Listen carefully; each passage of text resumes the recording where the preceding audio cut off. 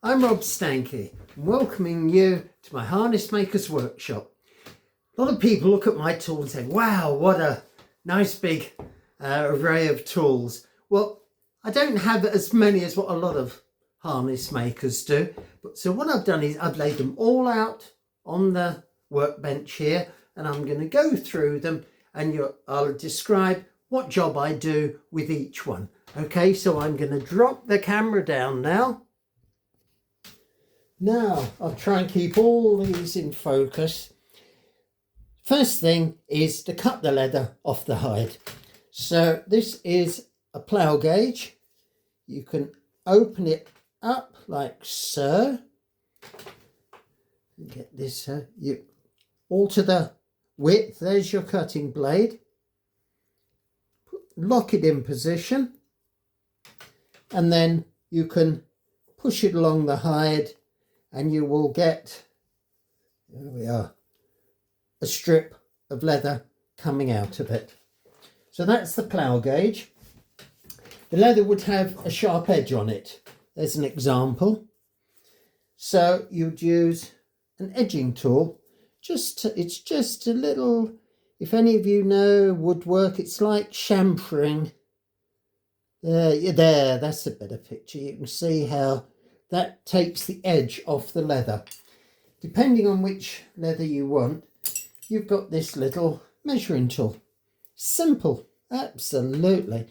Now, if I can get this close to the camera, the bottom figure tells you how many millimeters it is.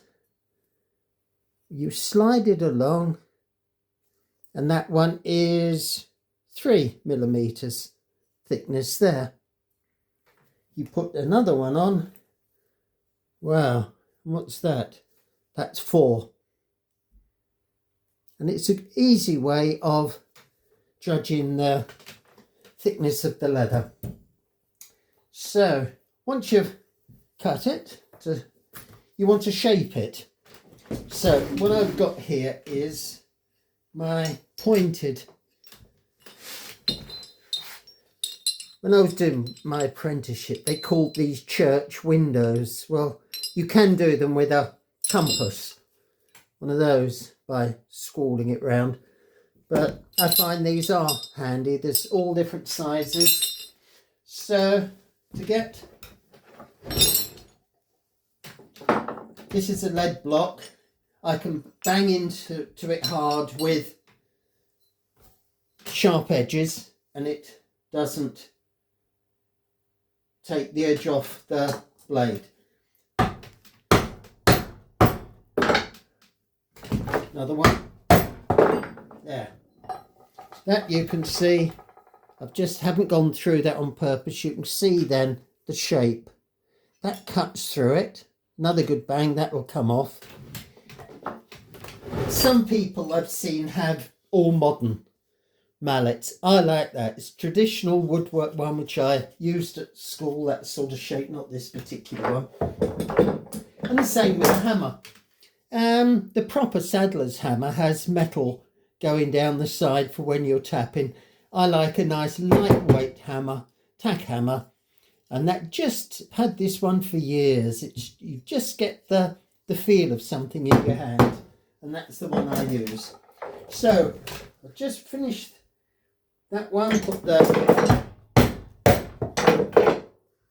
it's a bit awkward today. There.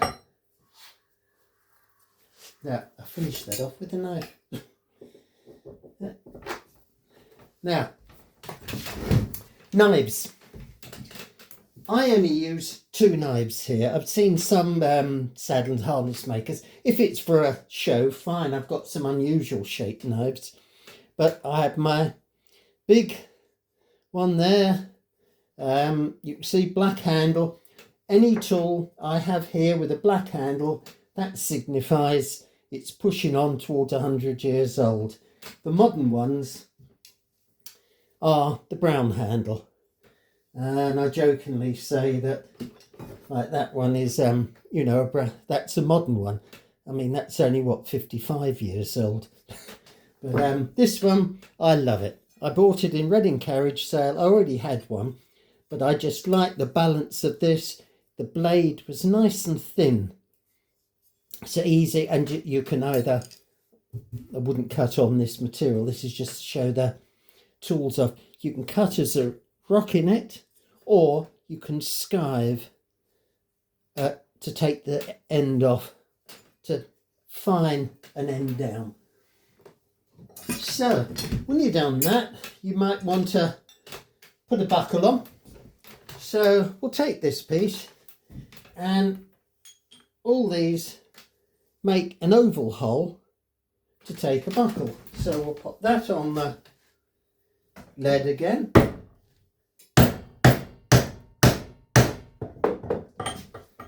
And then you've got the oval hole, you put the buckle in and it folds over. Simple. Now, when you want to, after you've taken the edging tool off, you dye it, polish it, and then you've seen before that nice, there's one I've done earlier. Can you see those lines going just in from the outside? It's a creasing iron. You've got a screw, let's get it in line there, so you can turn that and get a different width of the creasing iron.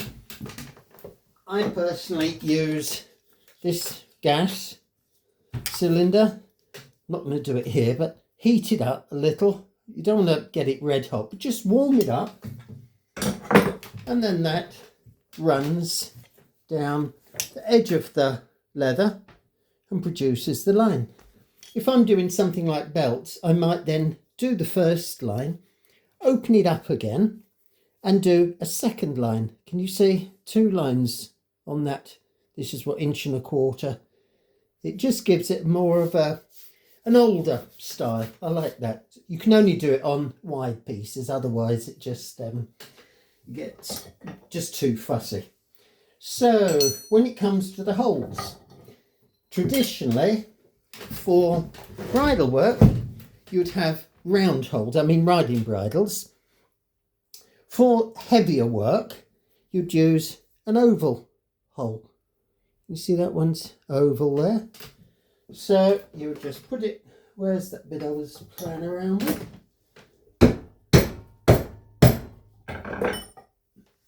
And it's not a great deal of difference, but it just, where are we there? The tongue of the buckle lies easier in it. Stitching, right. Now, there's my stitching awls. I don't use, I've got a couple of spare ones in case I break them, but generally I try and replace the blades if I snap them. That really gets me in a bad mood, snapping a blade, because you just get used to the feel of it. So there's a little fine one, and there's one a bit bigger. Now they are sharp. Be very careful. It's drawn many a drop of blood off me, those things, over the years, because the needles are completely blunt. So once you've made the stitching, right, so I'm going to show you that these are pricking irons, and where's the little one gone? Oh, there. You can see the difference between that little one, where are we there, that I would use for doing some bridal work, some heavier one, that's what, 9 to the inch, 9 stitches to the inch. That one's 7 stitches, and this one is 4 stitches to the inch. If you're wondering what you have 4 stitches for, here we are. Boom, football. I've never made one, but when I started in the trade, this gentleman, friend of me dad's, was finishing. He used to make artificial legs as well as other leather things, and I bought his set off him, and some of the tools I bought, he'd bought himself when he started in the trade 50 years ago. So that really does date it. But he said to me, look, you've got this pricking iron. When you get asked to make a football, that's the pricking iron you use. So I thought, okay, I don't think I have ever used it. I keep it here to remind me. But that was the saddler's job, is to make footballs in the old days. This particular one is a replica of the first game at Barcelona Nou Camp, 24th of September 1957. Now, completely different, not like what Brentford play at the G-Tech, which is my team. All these plastic balls, gas-filled with microchips in them. These were the old-fashioned ones that had the lacing on. So I keep that as a souvenir of a holiday. But that shows you the finer the work, the smaller the stitching, generally. So you mark the stitching, and then it comes to actually putting the stitching on. I'm just going to give you an idea. I'm just going to cut this bit of stitching. I'm not going to spend time. I'll do that in another video. This is beeswax. You can buy thread ready waxed. I have used it. It's good. Just I haven't got it in this at the moment. So you just pull it through the beeswax, and that helps to waterproof it, protect it from the sweat of the horse, so it will last longer, be safer, and it keeps it together while you're doing lots of stitching. All the stitching I do on buckles is all by hand. That's actually all by hand as well. It's a cheap piece of a trade bridle. Yes, I do use a machine. On a setter harness, I would machine the traces. I'd machine round the flaps of the pad. But then every buckle, every point of stress, like the rings on the end of a horse's harness breeching, is stitched by hand. Lacing up a saddle at the back, I use a curved awl. You see that? There we are. With a curved needle. So you scoop it up and use a curved needle to thread it all through, do it loose, and then pull up as you go along. When you've finished the stitching and you've got a loop on it, you have got these loop sticks, you know, where you push the leather through, and there's different sizes. So whatever it is, you put it through,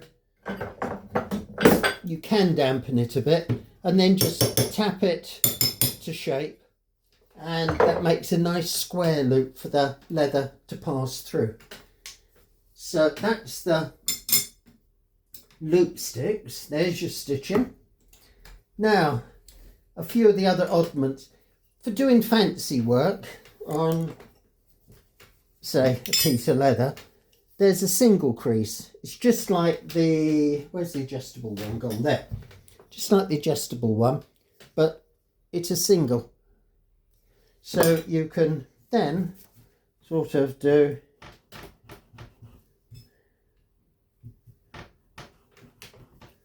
just a very quick demo. If you can see the cross I've just done, then you can do a little bit in the middle.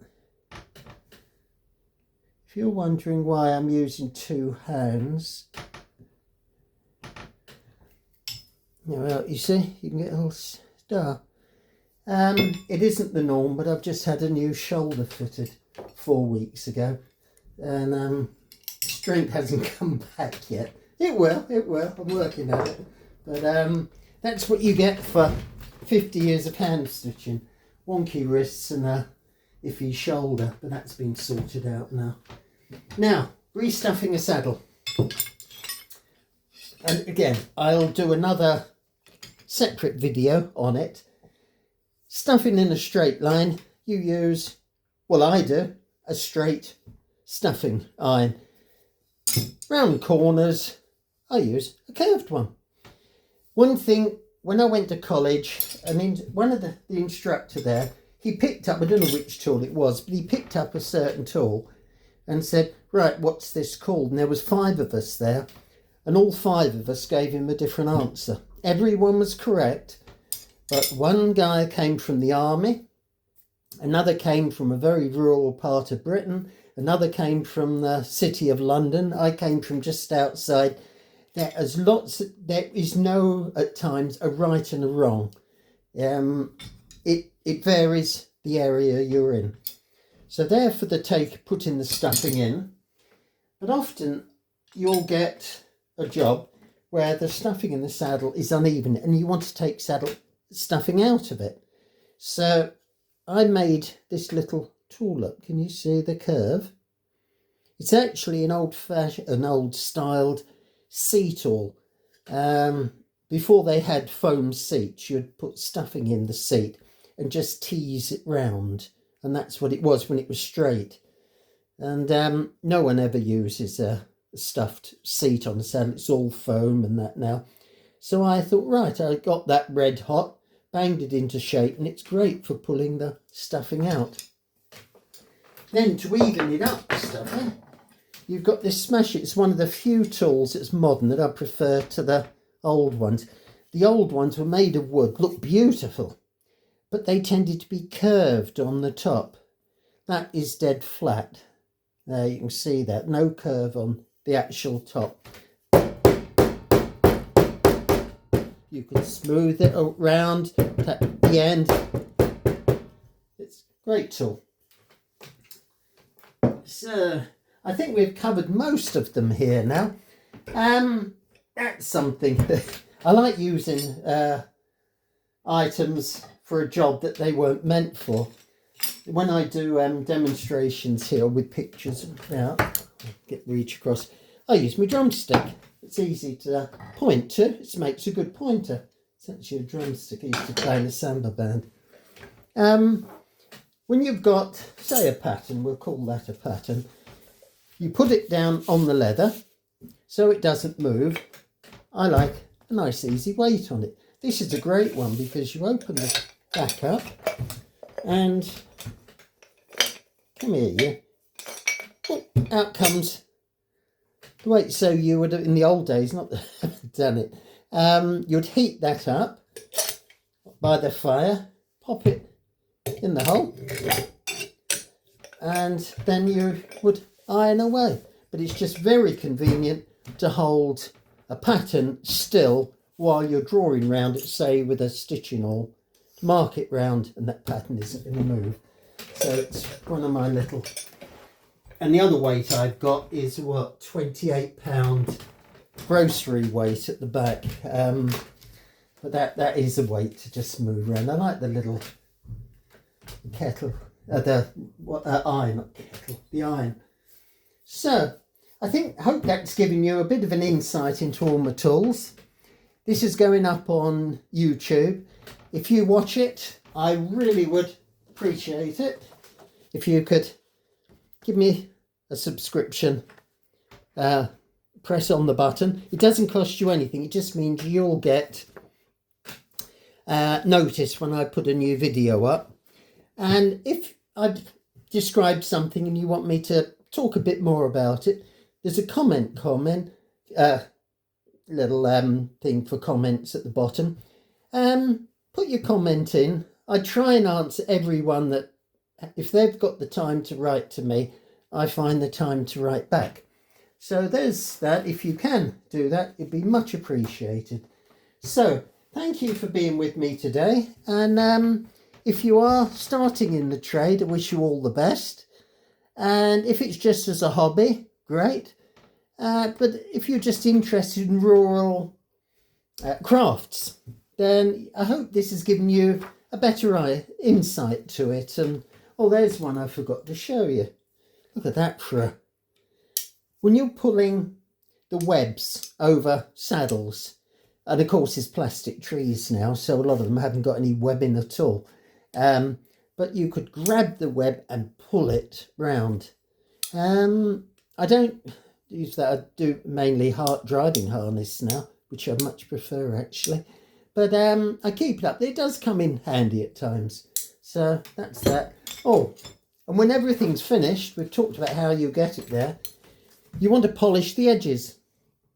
Good way I've found is rub a bit of beeswax on after. This is a bone, an actual bone. And then I just rub it and burnish it. And you get a nice smooth finish on it. So it's a handy little tool to have. So thank you for being with me today. I'll just move this up so you can see me. There, take my glasses off now. Thanks for being here.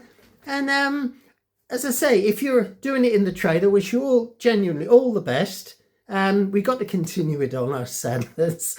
And if it's a hobby on that, then great. Hope you'll enjoy the insight, okay? So look out for more videos. And again, thank you for being here today. Thanks a lot. Cheerio.